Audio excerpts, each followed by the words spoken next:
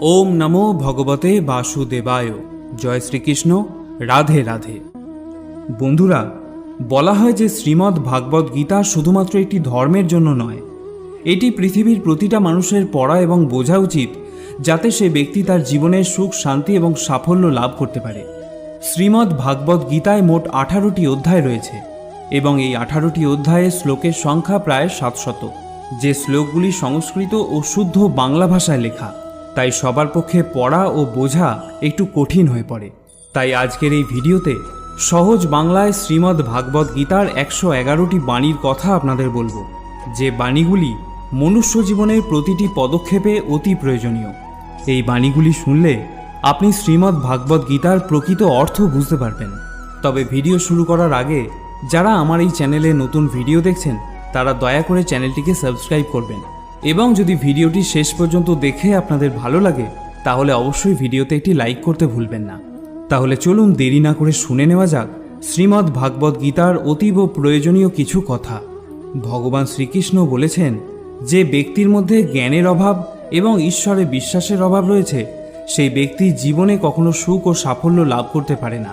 কে কি করছে, কিভাবে করছে এবং কেন করছে, এসব থেকে যত দূরে থাকবে ততই সুখে থাকবে।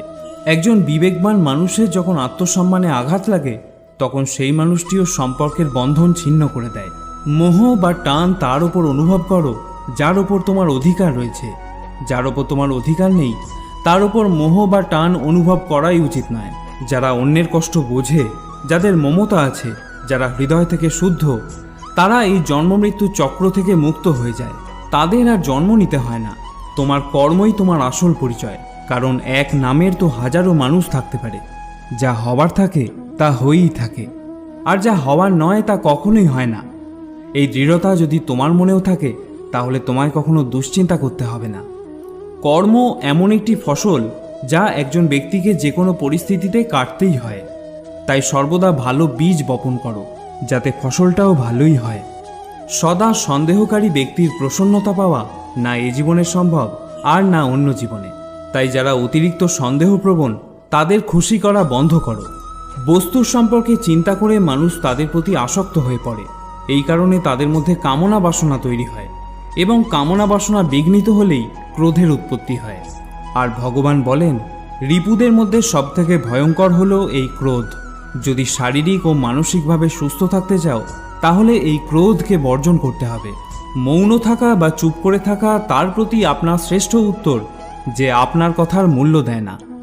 ভগবান শ্রীকৃষ্ণ অর্জুনকে বলেছিলেন, হে পার্থ, যাদের ভক্তিতে বিশ্বাস নেই তারা আমাকে লাভ করতে না পেরে এই জন্ম মৃত্যু চক্রে ঘুরতে থাকে, এই ভৌতিক জগতে বারংবার আসতেই থাকে। হে অর্জুন, যারা আমার পরম ভক্ত, যারা সর্বদা আমাকে স্মরণ করে, একক চিত্তে আমার উপাসনা করে, আমি স্বয়ং তাদের প্রত্যেকের কল্যাণের দায়িত্ব গ্রহণ করে থাকি।